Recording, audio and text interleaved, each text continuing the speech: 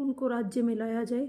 इसीलिए जो सबकी सोची समझी एक जो तरीका था उसको अपनाया गया और कुछ वेश्याओं को वहाँ जो ऋषि के आश्रम के समीप एक आश्रम में भेजा गया।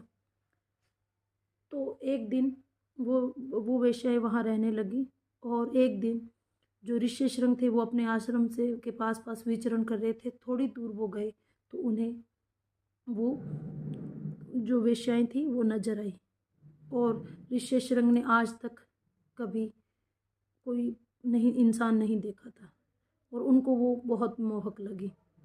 जब ऋषि उनके पास गए तो जो वेश्याएं थी उन्होंने उनका स्वागत किया और जो धर्म था उसके हिसाब से ऋषि शृंग ने भी उन्हें अपने आश्रम में बुलाया और कहा कि उन स्त्रियों का उनका स्वागत किया, उनका आतिथ्य सत्कार किया और उनकी पूजा अर्चना की और उन्हें अपने आश्रम में बुलाया और उन्हें फल खाने को दिए।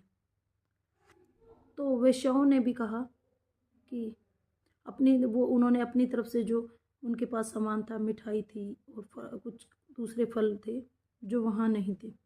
तो क्योंकि ऋषि ने ये पकवान कभी नहीं चखे थे और उनको इनका स्वाद बहुत अच्छा लगा, उन्होंने तो सिर्फ जो जंगल के कंदमूल ही खाए थे। तो ऋषि ने जब ये खाए तो उन्हें अच्छा लगा और वेश्याएं जल्दी से जाने को तैयार थी क्योंकि उनको डर था कि कहीं उनके पिता विभांडक ऋषि ना आ जाए, तो उनको जो श्राप का भी डर था। तो वो जल्दी से अपने आश्रम की ओर लौटी और फिर एक दिन क्योंकि अब जो ऋषि शृंग था उनका मन नहीं लग रहा था, वो फिर 1-2 दिन के बाद फिर विचरण किया उन्होंने और उस दिशा में फिर चल पड़ी। फिर वो वेश्याओं के जो आश्रम तक पहुँचे तो उस दिन वेश्याओं ने कहा कि आप हमें भी हम सेवा का मौका दें, हम भी आपका सत्कार करना चाहते हैं, पूजन करना चाहते हैं।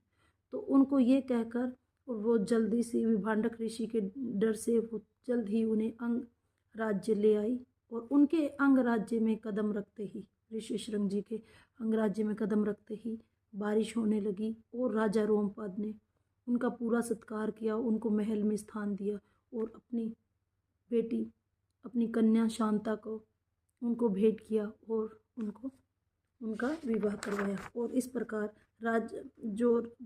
जो ऋषि शृंग है वो खूब खुश हुए और उन्होंने महातेजस्वी शृंग ऋषि सर्व काम पूर्ण हो सर्वधर्मिणी शांता सहित वहाँ निवास करने लगे। जय श्री राम।